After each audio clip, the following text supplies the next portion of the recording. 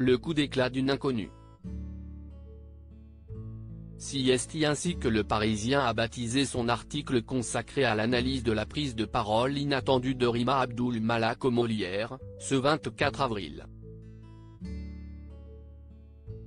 Alors que la 34e cérémonie récompensant les meilleurs spectacles de l'année accueillait sur scène deux comédiennes militantes à la CGT, visiblement venues en découdre, la ministre a pris son courage à deux mains en demandant un micro pour pouvoir leur répondre en direct. Là, si est-il pas possible, a commencé la Libano-française de 44 ans. Au cours de la soirée, des dizaines de personnalités ont salué sa volonté d'asseoir son statut, à l'inverse de ses silencieux prédécesseurs.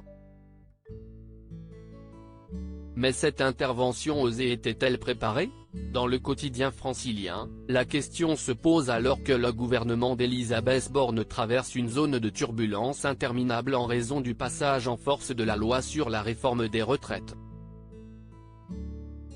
Le bagou de l'ex-conseillère culturelle d'Emmanuel Macron lors de la grand-messe du théâtre semble en effet l'avoir avantageusement replacé sur un échiquier politique qui n'était pas le sien, décrypte le journal.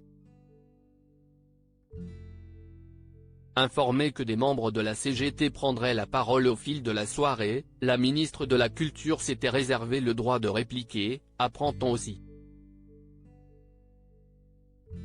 Mais pourquoi maintenant?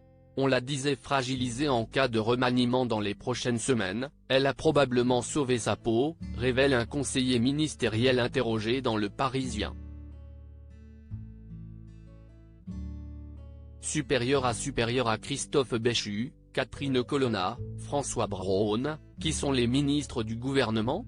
Révélation sur les débuts difficiles de Rima Abdul Malak. Il faut dire que jusqu'ici, l'ancienne collaboratrice de Clowns sans frontières n'avait pas véritablement eu l'occasion de briller.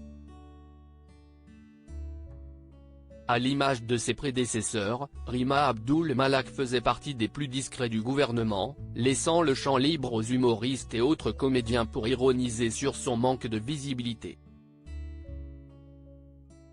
Elle a eu des débuts difficiles, mais d'un coup elle s'est politisée.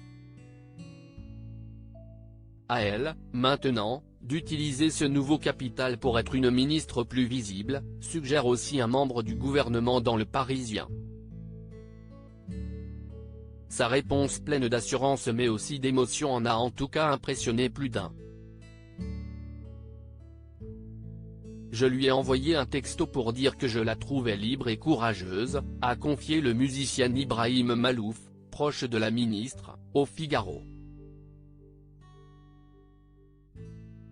Pour bien la connaître, je sais qu'elle a un tempérament fort et j'attendais le moment où elle sortirait du bois. Il y a quelques jours, Rima Abdul Malak avait été pointée du doigt à la suite de la publication d'une vidéo sur laquelle on l'apercevait souriante au concert du rappeur Jay-Z, à la fondation Louis Vuitton. Un ministre qui fait la fête alors que les Français sont dans la rue et que le président n'a jamais été aussi bas dans les sondages, c'était très moyen en termes de com, des dents ont grincé en interne, a admis un conseiller dans Le Parisien.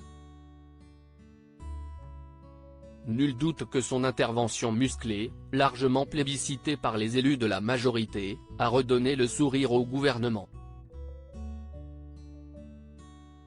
Crédit photo, Coadic Guirec.